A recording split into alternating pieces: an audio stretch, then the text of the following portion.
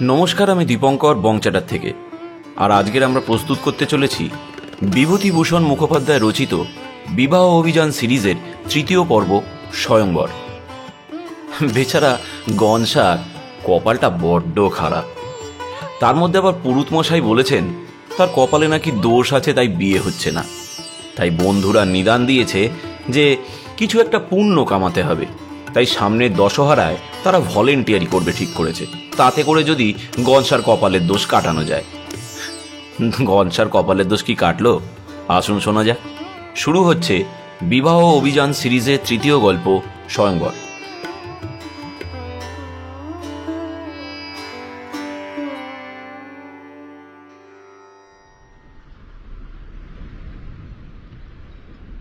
Shibpur steamer ঘাট।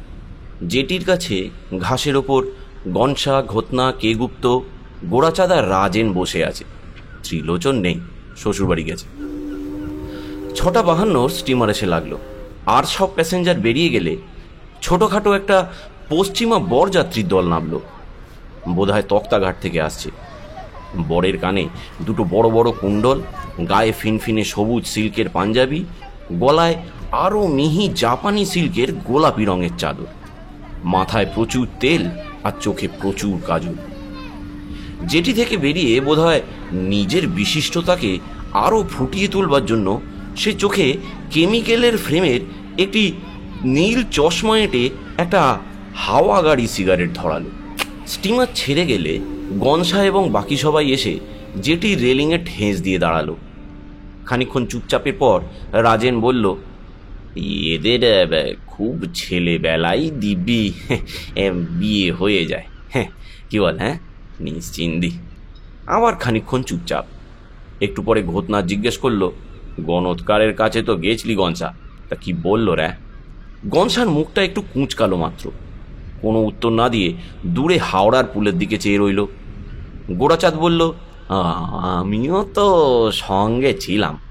বললে, বউ তো ওদিকে ডাগর ডগরটি হয়ে তো রয়েছে, কিন্তু এই গনসার আজমের একটা দোষ আছে না, সেটা না খণ্ডালে তো মানে কি বলে, বিয়ে তো হতে পারে না। তাতে কম করে সারতে গেলে এই 5.25 টাকা লাগবে। না গেলেই ছালো ভালো। ওর মামাও তো টাকা বের করবে না। মাঝে পড়ে বউ কোথায় ডাগর হয়ে উঠেছে শুনে ভাবনায় ও বেচারির মনটা যা ওসব ধাপ্পাবাজি আমি বিশ্বাস করি না। গনসা হাওড়ার পুলের থেকে দৃষ্টি সরিয়ে অত্যন্ত বিরক্তির সঙ্গে বলল, তুই কি বলতে চাস? এখনো হামাগুড়ি দিয়ে বেড়াচ্ছি? না, তোর বউয়ের কথা বলছি না, সে তো ডাগরটি হবেই শত্রুর মুখে ছাই দিয়ে। বলছি এই গণৎকারের কথা।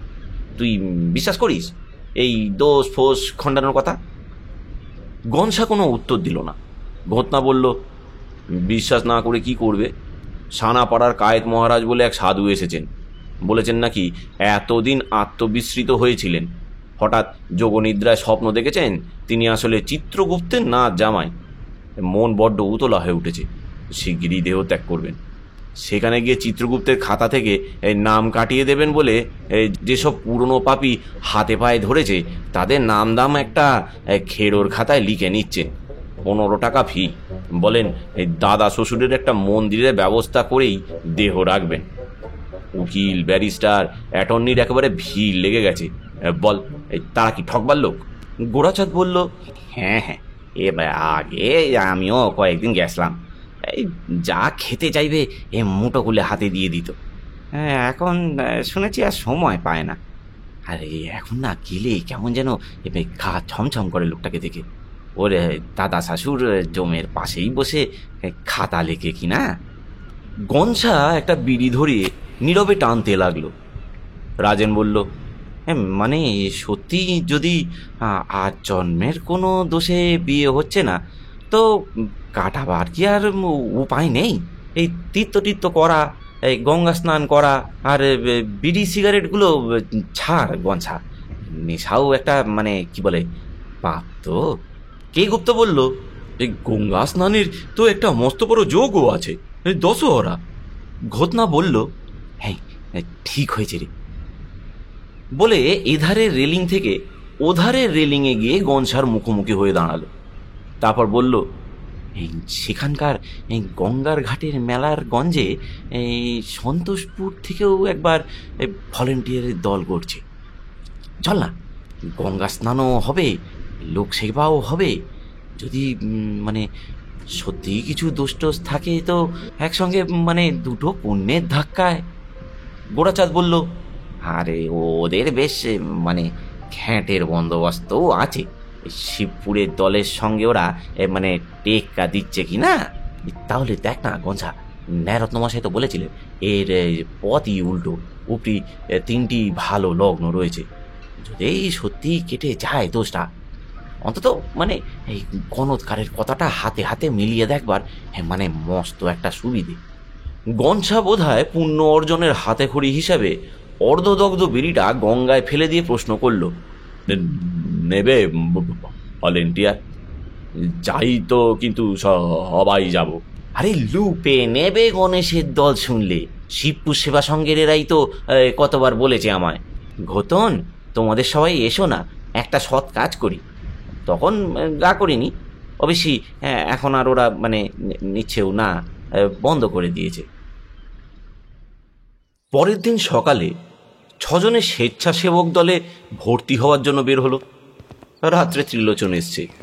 তার শ্বশুরবাড়ির গল্প শুনতে শুনতে সকলে চৌধুরীপাড়ার রাস্তা দিয়ে রাজশিবপুরের দিকে অগ্রসর হলো এবং এ গলি সে গলি করে একটা দোতলা বাড়ির সামনে এসে দাঁড়ালো।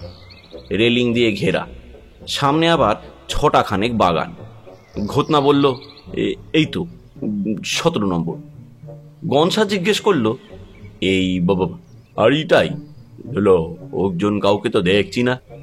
ঘটনা উত্তর করলো, নম্বর তো 17 ঠিকই আছে, আয় না দেখাই যাক বলে ভেজানো ফটক ঠেলে ভেতরে ঢুকলো। ইতস্তত করতে করতে একে একে সবাই অনুসরণ করলো। শুধু গোরাচাঁদ সবার পিছনে ফটকের একটা পাল্লা ধরে দাঁড়িয়ে রইল। বাড়িটার গম্ভীর আকৃতি প্রকৃতি দেখে সবাই একটা অস্বস্তি বোধ করছিল। ত্রিলোচন বলল, একটা হাঁক দে না ঘটনা। ঘটনা তার দিকে ঘুরে বলল, তুই দে না। ঘটনা পথ দেখিয়ে নিয়েও আসবে, ডেকেও দেবে, তারপর বলবি গাড়ি করে ফিরিয়ে নিয়ে চল। হ্যাঁ আবদার। গনসা চটে উঠে বলল, পথ দেখিয়ে কোন চুলোই নিয়ে এলি আগে তাই বলতো। বাবা ভলেন্টিয়ার তো একেবারে গিজ করছে দেখছি। এমন সময় উপরের বারান্দা থেকে কালো মোটা গোছের একটা মাঝবয়সী লোক বের হয়ে প্রশ্ন করল, কি চাই আপনাদের? সকলে পরস্পরের মুখের দিকে একবার চাইল। ঘটনা বলল, আগে চাই না কিছুই, তবে এই একবার একটু নিচে আসবেন। গোরাচাঁদ নিঃসারে ফটকের বাইরে থেকে দাঁতে একটা ঘাস চিবাতে চিবাতে রাস্তায় পায়চারি করতে লাগলো। ওপর থেকে রুক্ষস্বরে উত্তর এলো, কিছু চাই না অথচ নিচে আসতে হবে মানে? রাজেন ঘটনাকে ফিসফিস করে বলল, আরে গুছিয়ে বল না, চটিয়ে তুলছিস যে। নিজেই সামনে একটু এগিয়ে গিয়ে বলল, আগে নাবতে হবে না আপনাকে কষ্ট করে, বলছিলাম গঙ্গা স্নানের মেলা হবে, তো তাই ভলেন্টিয়ার। আরও রুক্ষস্বর এবং বিকৃত ভঙ্গিতে উত্তর এলো, তাই আমার ভলেন্টিয়ার করতে হবে? তো রাজি আছি, বলো তো নেমে একটু শক্তির পরিচয়ও দিয়ে দিই। গোরাচাঁদ বাড়ির সামনে থেকে সরে গিয়ে স্যান্ডেল জোড়া হাতে তুলে নিয়ে এবং মাথা নিচু করে উৎকণ্ঠ হয়ে দাঁড়িয়ে হাতে বুড়ো আঙুলের নখ খুঁড়তে লাগলো। গনসা ঘটনার পিছনে নিজের জায়গা সরিয়ে এনে বলল, আগে না, ভলেন্টিয়ার তো আমরা দশহরার মেলার গঙ্গার ঘাটে। বাড়িটাতে গঙ্গার ঘাট বলে ভুল করবার মতো কিছু পাচ্ছ কি সব? গলা আরো কর্কশ হয়ে উঠল। বজুয়া। রাজেন গনসার জামাটাতে খুঁটাতে টান দিয়ে বলল, এই চল, বুঝতেই পারা যাচ্ছে এ বাড়ি নয়, সব কথার তো উল্টো ধরছে রে। গোরাচাঁদের সঙ্গে এদের দেখা হলো অনেকটা দূরে, গলির একটা মোড়ের অন্তরালে। সে স্যান্ডেলে পা ঢোকাতে ঢোকাতে একটু অপ্রতিভ হয়ে প্রশ্ন করল, ভজুয়া বেটা বেরিয়েছিল নাকি? গনসা ভেঙচিয়ে বলল, ওই আর অতাকোষ নি করে না ধরিয়ে দিলি। বাবা, আলালি কি বলে রে? হ্যাঁ, এদিকে আবার বাবা ভলেন্টিয়ারি করবার শখও আছে। গোরাচাঁদ আগে আগে এর প্রতিবাদ করত। আজকাল তার এই দুর্বলতাটুকুর প্রমাণের সংখ্যা এত বৃদ্ধি পেয়েছে যে সে চুপ করে থাকতেই শুরু করেছে। সে দলের মাঝখানে একটা নির্বিঘ্ন জায়গা করে নিয়ে চলতে শুরু করেছে। সবাই মনমরা হয়ে গিয়েছে। কিছুক্ষণ কেউ কোনো কথা বলল না। শেষে ঘটনা নিতান্ত যেন মৌনতার অস্বস্তিটা এড়াবার জন্যই বলল, এ কেন যে এমনটা হলো ঠিক বোঝা যাচ্ছে না। কে গুপ্ত বলল, আপনি বোধহয় ঠিকানাটা ভুল শুনেছিলেন। ঘটনা বিরক্তির সঙ্গে বলল, তা আপনি কি বলতে চান? ওটা 17 নম্বর ছিল না? একের পিঠে 7, তাহলে কি হয় বলুন তো দেখি? 63? কে গুপ্ত একটু থতমত খেয়ে গেল। না না না, সে কথা বলছি না, বলছি বোধ হয়ে অন্য কোনো নম্বর ছিল। অন্য নম্বর বললে আমি 17 নম্বর বলতে যাব কেন মশাই? আমাকে বলেছিল 96, আমি এসে বললাম 17। আপনাকে কেউ যদি বলে গঞ্জাকে একবার ডেকে দিন, আপনি কি ত্রিলোচনকে ধরে নিয়ে আসবেন? কে গুপ্তর প্রশ্নটা সকলেরই মনে জেগেছিল, কিন্তু ঘটনার তর্কের ভাষা ও ভঙ্গি দেখে কেউ আর উত্থাপন করল না। কে গুপ্ত স্বভাবতই একটু মোটা বুদ্ধি। পেঁচালো তর্কের ধাঁধায় পড়ে চুপ করে গেল এবং কিভাবে তার মনের কথাটা গুছিয়ে বলা চলে সেটাই ভাবতে লাগলো। ত্রিলোচন গনসাকে বলল, তোর বোধ হয় বিয়ের ফুলটা মানে এখনো ফোটেনি রে গনসা, নইলে। গনসার মনটা অত্যন্ত খিঁচড়ে ছিল। সে বললে, নইলে ওই এলে জমদূতটা ভলেন্টিয়ারিতে না আম লিখে নিত। হ্যাঁ, তোর বিয়ের ফুলই ফুটেছে তিলে, বদ্যির ফুল কিন্তু উকিয়ে আসছে। কে গুপ্ত একটু ভয়ে ভয়ে ঘটনাকে বলল, না আমি সে কথা বলছি না, বলছিলাম ধরুন যাকে আপনি জিজ্ঞেস করলেন সেও তো ভুল বলতে পারে। ঘটনা আবার একটু ধমকে সুরে বলল, পৃথিবীতে এত লোক থাকতে আমি বেছে বেছে এমন লোককেই জিজ্ঞেস করতে যাব কেন শুনি? আর তার নিজেরই যদি সন্দেহ থাকবে তো বলতেই বা যাবে কেন মশাই? কে গুপ্ত আবার একটু চুপ করে গেল এবং একটু পরে বাঁ হাতের বুড়ো আঙুলের ডগা দাঁতে চেপে বসে রইল। গোরাচাঁদ বলল, তাহলে মানে শুধু গঙ্গা স্নানই করে নে গঞ্জা। দশহরার দিন ভোর থেকে এসে সব গঙ্গায় পড়ে থাকা যাবে এখন।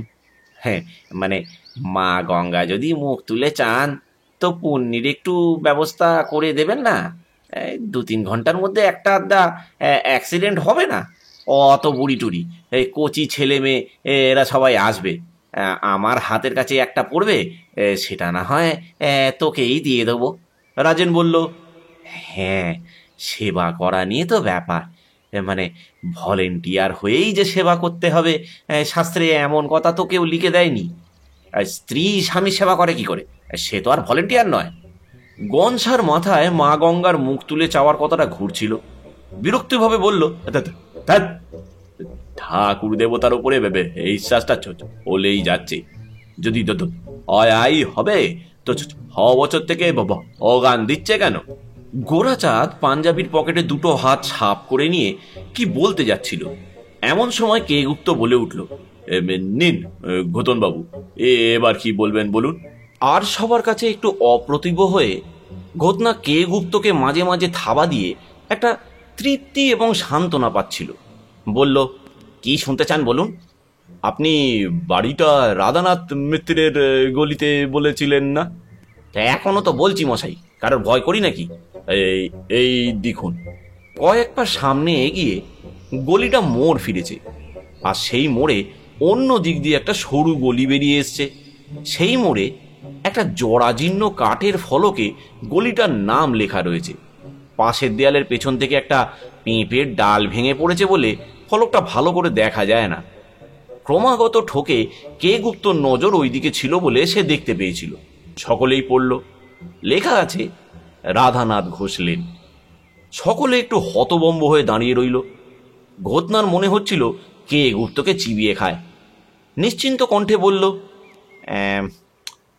তাই তো দেখছি, একটু যেন ভুল হয়ে গেছে রে গনসা। গনসা অত্যন্ত চটে গিয়েছিল। মুখটা বিকৃত করে বলল, ওই কি ভেবেছিলি যখন হোস মিত্তির দুই উলিন কায়েত, তখন গলিতেও বেশি তো অপাত হবে না। দলের মধ্যে একমাত্র ঘটনাই গনসাকে সবসময় খাতির করে না।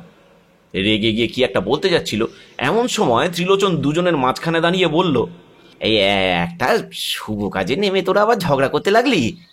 এই আমার একটা মতলব এসেছে বুঝলি, থাম না, থাম দিকে নি তোরা। সকলে উদ্গ্রীব হয়ে তার দিকে চেয়ে রইল। ত্রিলোচন বলল, এই ওই পুকুরের কাছাকাছি ন্যায় রত্নমশাই থাকেন, তাকে খুঁজে বের করলেই তো সব ঠিক হয়ে যাবে। পুরুত মানুষ, শিবপুর বাজে শিবপুরের অলি গলি নকদর্পণে।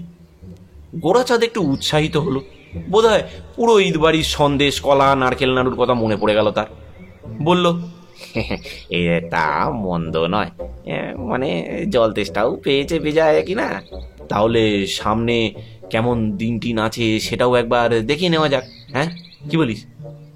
গনসার মেজাজটা কিন্তু ঠিক হয়নি। রুক্ষ স্বরে বলল, ও মতলব খাড়া করেছিস। 17 নম্বর বাড়ির জন্য ন্যায়রত্ন মশাইয়ের বাড়ি খোঁজ। এবার ন্যায়রত্ন মশাইয়ের বাড়ি খোঁজবার জন্য তার শিষ্যদের বাড়ি খোঁজ, তাদের বাড়ি খোঁজবার জন্য। এমন সময় রাজেন, ত্রিলোচন, কেগুপ্ত তিনজনে একসঙ্গে চিৎকার করে উঠল, ওই ওই তো ন্যায়রত্ন মশাই আসছে। আরে নাম করতে করতেই মাইরি।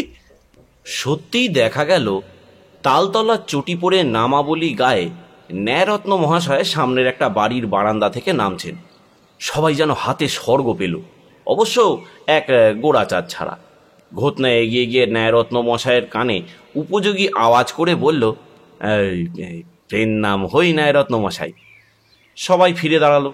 ন্যায়রত্ন মশাই ডান কানটা এগিয়ে এনে প্রশ্ন করলেন, কিছু বলছ? ঘটনা বলল, পেন নাম হই, পেন নাম। আরও কানটা কাছে এনে ন্যায়রত্ন মশাই বললেন, ঠিক বোধগম্য হচ্ছে না, কাল উপোস ছিল কি না, কাহিল হয়ে রয়েছি বলে কানটা একটু। গনসা বলল, কপালে হাত ঠেকিয়ে বল না বাপু, আহিল হয়ে রয়েছি, অবে যে আহিল কম তা তো বুঝি না। পেন নামের হাঙ্গামা তুলে দিয়ে এই কাজের কথাটাই পান না বাবা একেবারে। তোরও যেমন ভক্তির রোগ চেপে গেল দেখছি। গোরাচাঁদ বলল, তার চেয়ে ওর বাড়িতে নিয়ে চল ওকে, মাঝ রাস্তায় চেঁচামেচি করাচ্ছে বরং একে তো এমনি গলা শুকিয়ে কাঠ। ঘটনা কপালে করজোর করে বলল, এই এই এই প্রণাম করছি, দীর্ঘজীবী হও বাবা, দীর্ঘজীবী হও, রাজরাজেশ্বর হও। তা কোথায় এসেছো তোমরা? রোদে ঘুরে ঘুরে মুখ যে রাঙা হয়ে গেছে। গণেশ। গনসা বাজে কথার দিকে গেল না, চেঁচিয়ে বলল, রাধানাথ মিত্তির গলি জানেন? ঘটনা এসি ওস্তাদি করতে গিয়ে রাধানাথ ঘোষের গলিতে এনে অক্করি ঘোরাচ্ছে। ঘটনা বিরক্তভাবে মুখটা ঘুরিয়ে নিল। ন্যায়রত্ন মশাই হেসে রাজনের দিকে চাইলেন। সে আরো চেঁচিয়ে বলল, জিজ্ঞেস করছে রাধানাথ মিত্তিরের গলি চেনেন? খুব চিন্তুম, তো সে তো মারা গেছে। রাজেন নিরাশ ভাবে একটু এলিয়ে পড়ে বলল, এক দোসরা ফ্যাসাদে পড়া গেল মাইরি। আরে রাধানাথের গলি চেনেন না? সে তো মারা গেছে। এই রকম অবস্থায় ন্যায়রত্ন মশাই আবার মাঝে মধ্যে চটেও যান। এই দিকটা সামলিয়ে ত্রিলোচন বলল, মারা গেছেন শুনে বড় কষ্ট হলো, তার গলিটা চেনেন?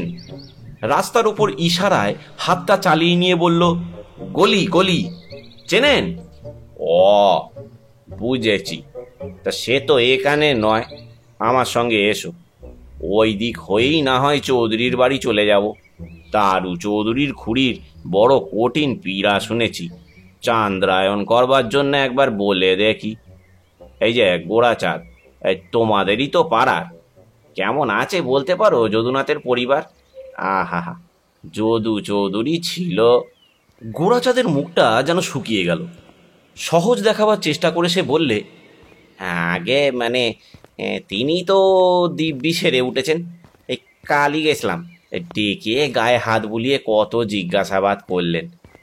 আপনি আর কষ্ট করে যাবেন না, বুড়ো মানুষ, এই কাঠফাটা রোদ্দুর, আমাদের গলিটা দেখিয়ে দিয়ে ফিরে আসুন।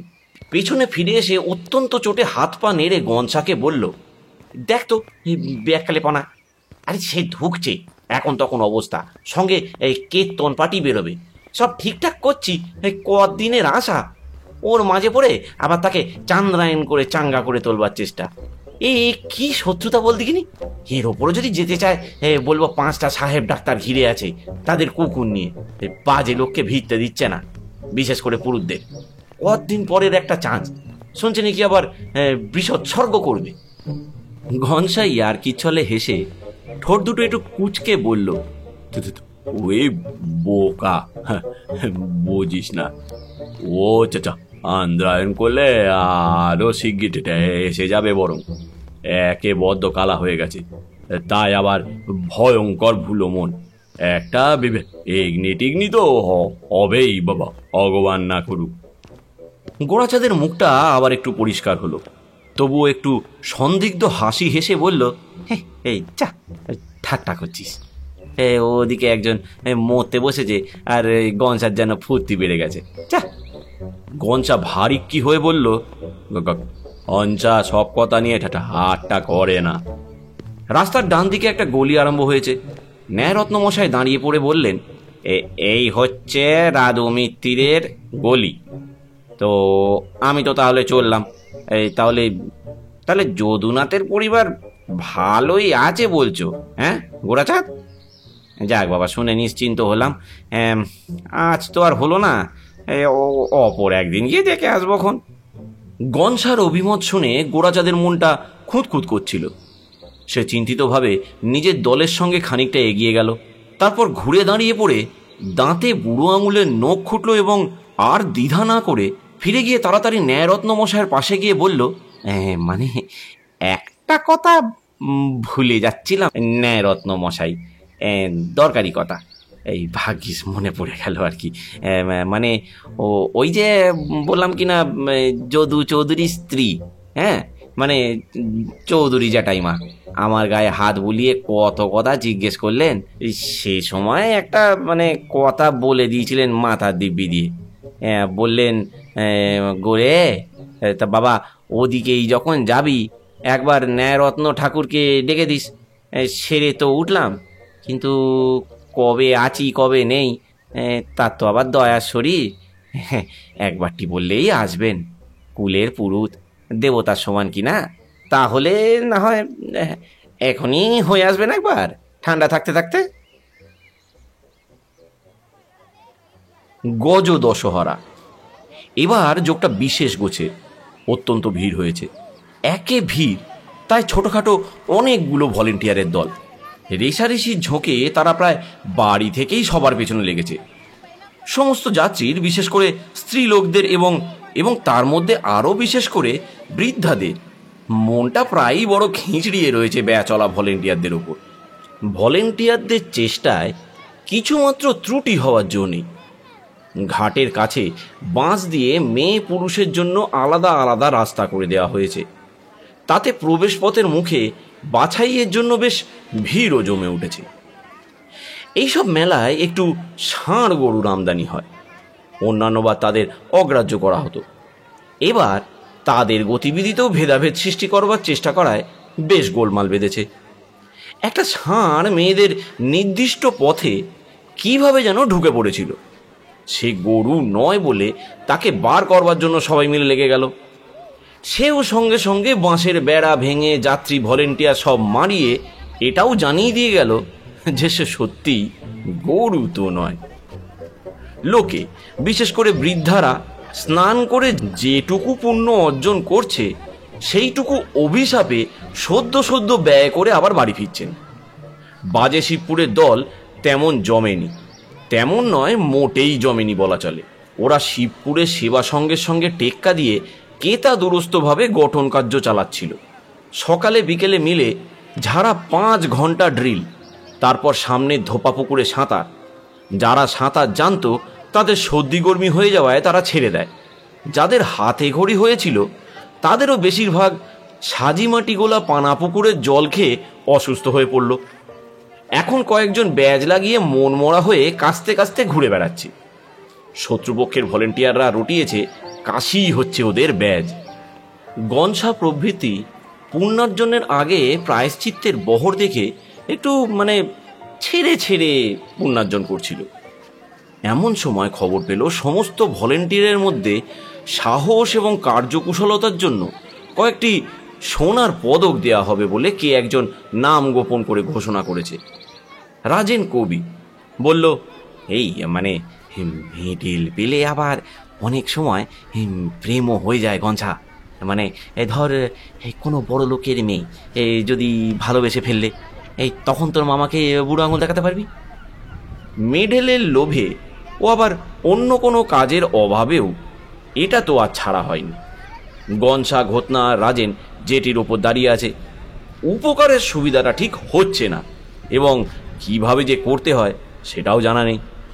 মোটামুটি একটা ধারণা ছিল এবং বড় বড় এইসব যজ্ঞে লোকে ডুবেও মরে, কিন্তু যাকেই ডুব দিতে দেখছে তারই মাথা আবার জল ফুঁড়ে উঠতে দেখে বেজায় নিরাশ হয়ে পড়ছে।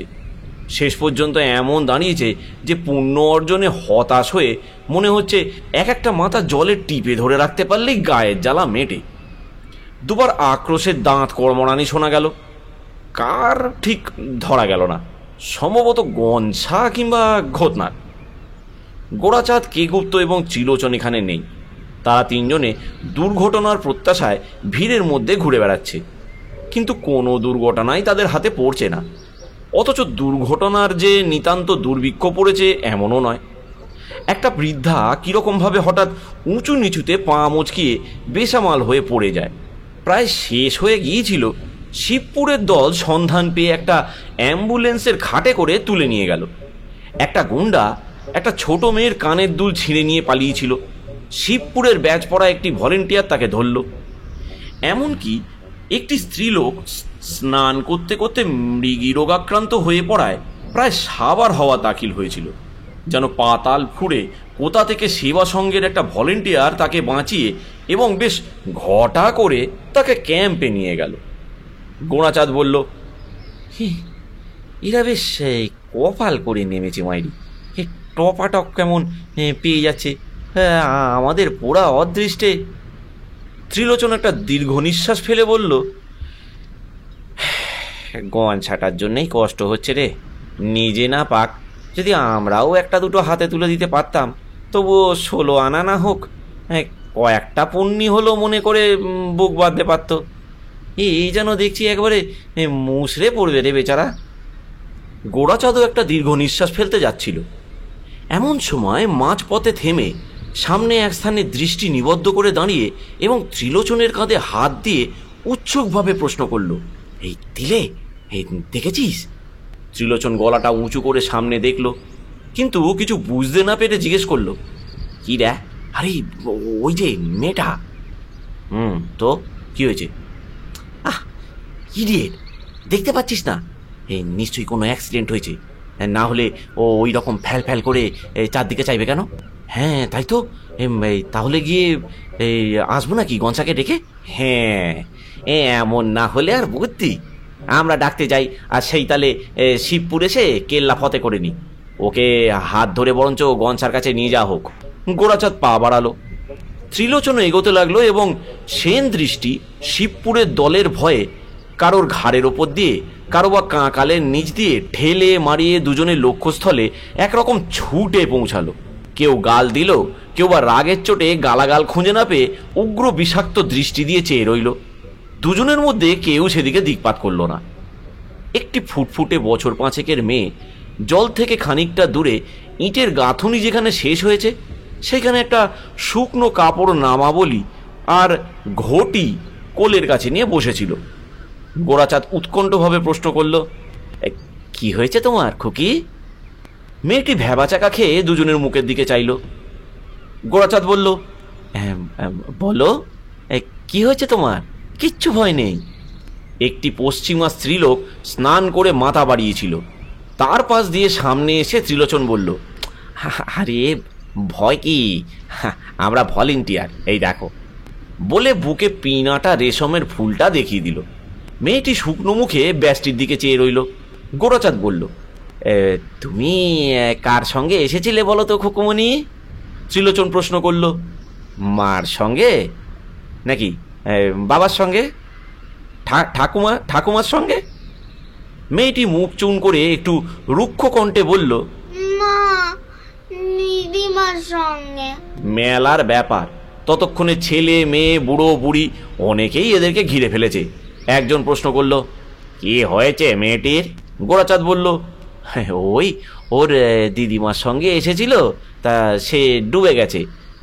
তুমি কেঁদো না খুকু, আমরা তোমার মার কাছে তোমাকে রেখে আসবো খন। কে গুপ্ত সান্ত্বনা দেওয়ার জন্য বুদ্ধি করে বলল, আর দিদিমা তো বুড়ো হয়ে গিয়েছিল খুকুমণি।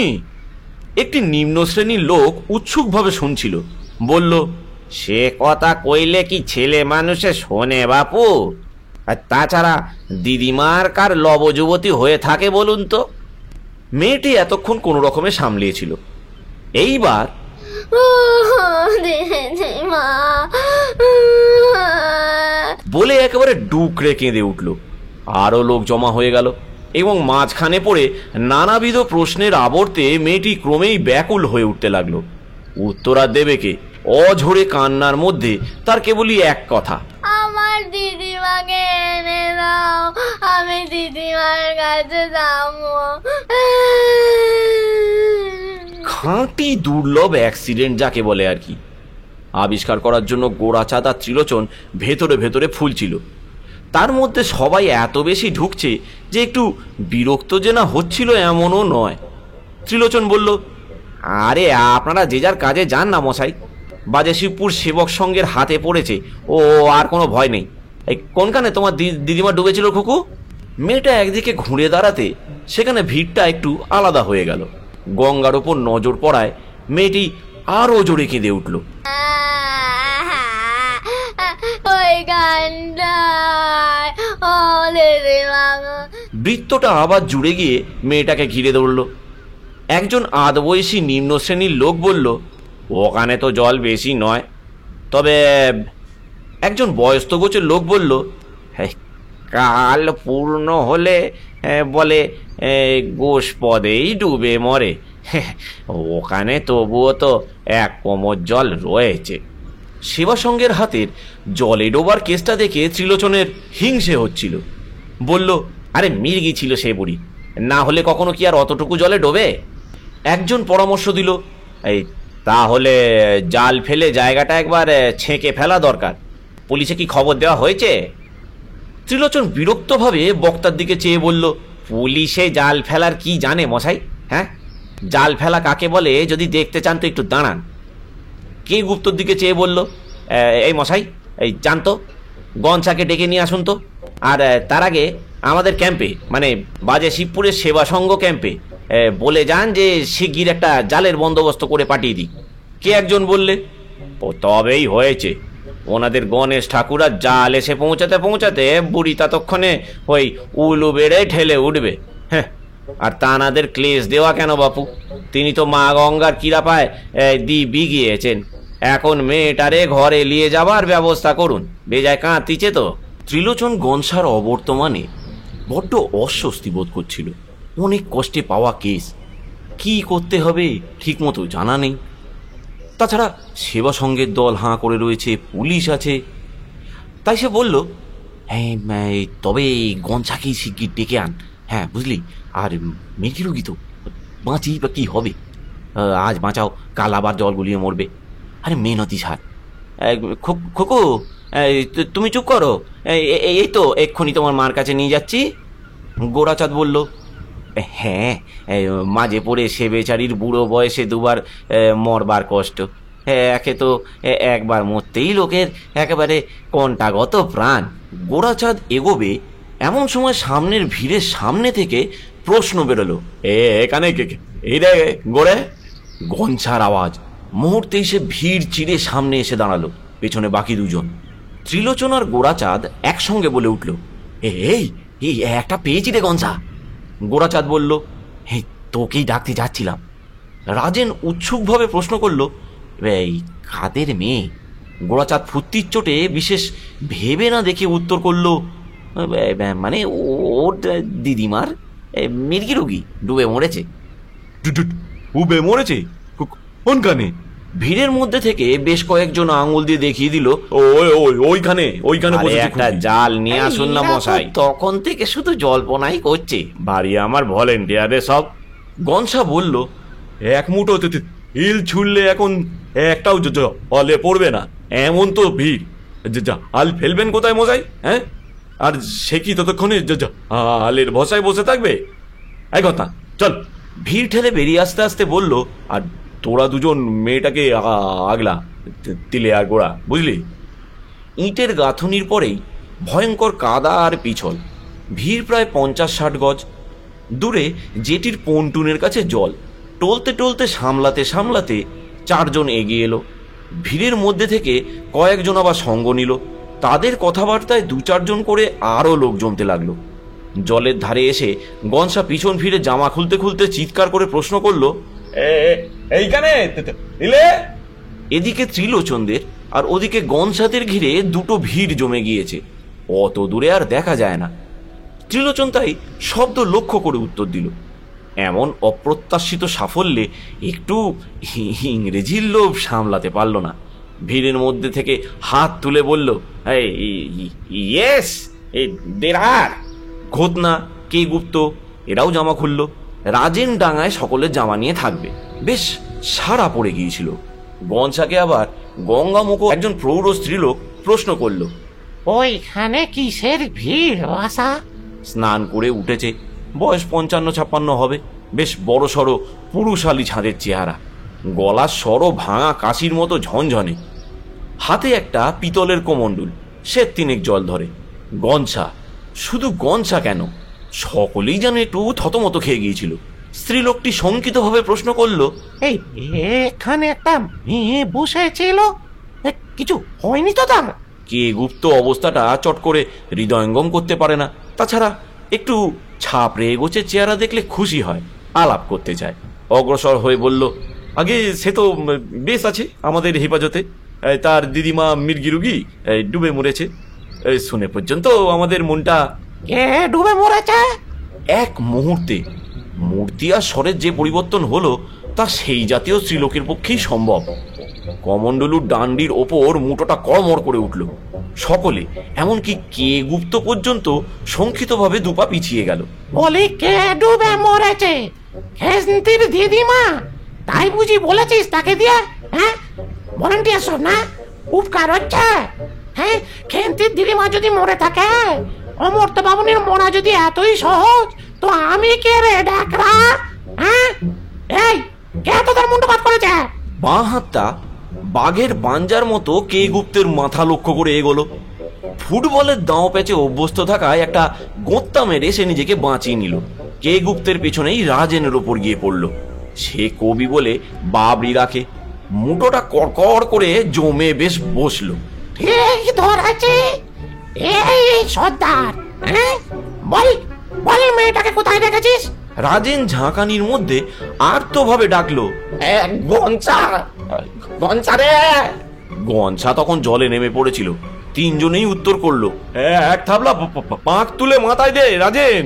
স্ত্রীলোকটা মুঠো ঝাঁকানি ঠিক রেখে বরং আরো উগ্রতার সঙ্গে মাথা ঘুরিয়ে বলল, বটে, পাঁক দিয়ে আমার মাথা ঠান্ডা করবে? নাতনি চুরি করে, মির্গি রুগী করে, মাথা গরমের এখনো দেখেছ কি? হ্যাঁ, তুই আয় না রে অলপে, তুই আয়, উঠে আয় না, দেখি কত পাঁক বইতে পারিস, আমি দেখে নেব। সেই নিম্ন শ্রেণী লোকটি এগিয়ে এলো। সভয় ভক্তির সাথে যুক্ত কর মাথায় ঠেকিয়ে বলল, আগে মাঠান দাথাউর, মানে ওনাকে ওনার নিজের মাথায় পাঁক দিতে বলেছে আর কি। এঁটেল মাটির পাঁক, সেটা পেচল কি না? হ্যাঁ, তুই তুই নিজে এসে দে না। কই এগোচ্ছিস না যে? আয় আয় না দেখি। লোকটা তাড়াতাড়ি পিছনের ভিড়ে একটা চাপ দিয়ে অদৃশ্য হয়ে গেল। তার দিকে মনটা যাওয়ায় মুঠোটা হয়তো একটু আলগা হয়ে গিয়ে থাকবে। রাজেন একটা মরিকি বাঁচি গোছের ঝাঁকানি দিয়ে নিজেই নিজেকে ছাড়িয়ে নিল, কিন্তু পিছল আর গঙ্গার ঢালুর জন্য সামলাতে পারল না। ওলট পালট খেয়ে, কারোর হাতের ঘটি ফেলে, কারোর আহ্নিক নষ্ট করে গঙ্গার ভেতরে গিয়ে পড়ল এবং প্রচণ্ড হুঙ্কারের সঙ্গে অমর্ত্য বামনিকে ঘুরে দাঁড়াতে দেখে একটা ডুব সাঁতার দিয়ে বহু দূরে গিয়ে ফুঁড়ে উঠল। এবং দৈবক্রমে সেখানে আরেকটি স্ত্রীলোকের একেবারে সামনাসামনি হয়ে ওঠায় সঙ্গে সঙ্গেই আর একটা ডুব দিয়ে একেবারে মাঝ গঙ্গামুখ হলো। ততক্ষণে চারদিকে বেশ একটা হইচই পড়ে গিয়েছে। কেউ বলছে খুন হয়েছে, কেউ বলছে ষাঁড় খেপেছে, কেউ বলছে বান ডাকবে, কেউ অনেকটা কাছাকাছি আন্দাজ করে বলছে পচিমের গলার হার চুরি হয়েছে। এদের মধ্যে গনসা একবার জাহাজের জেটির ওপর উঠে একরকম তীব্র সাংকেতিক চিৎকারে ত্রিলোচনের দৃষ্টি আকর্ষণ করলো। ত্রিলোচন মুঠোটা বাঁশির মতো করে তার মধ্যে দিয়ে তারস্বরে প্রশ্ন করলো, গনসা উত্তর করলো, আইন রাজেন, আইন রাজেনকে মেরে ফেলছে চুলের মুঠি ধরে। তো ওরা সেইখানে চলে আয়, আর মেয়েটাকে ছেড়ে দিস নি। মির্গি ম্যান ট্রেডমার্ক উমান, একেবারে বাবা একটা ছেলে মার্কা।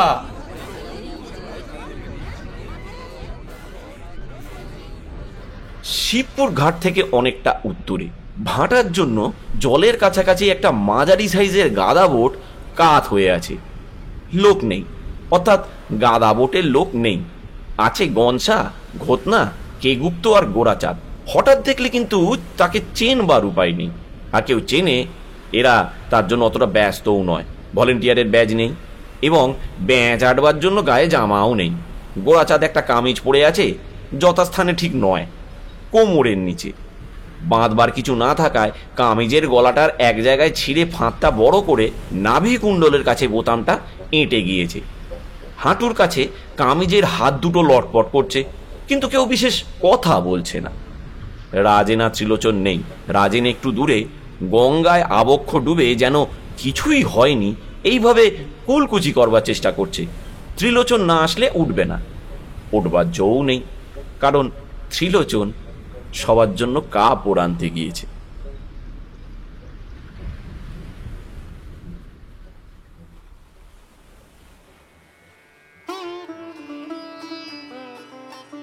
এতক্ষণ শুনছিলেন বিভূতিভূষণ মুখোপাধ্যায়ের বিবাহ অভিযান সিরিজের তৃতীয় গল্প স্বয়ংবর। খুব তাড়াতাড়ি আমরা চতুর্থ গল্পও নিয়ে আসব। প্লিজ অপেক্ষা করবেন এবং ততদিন স্টে টিউনড।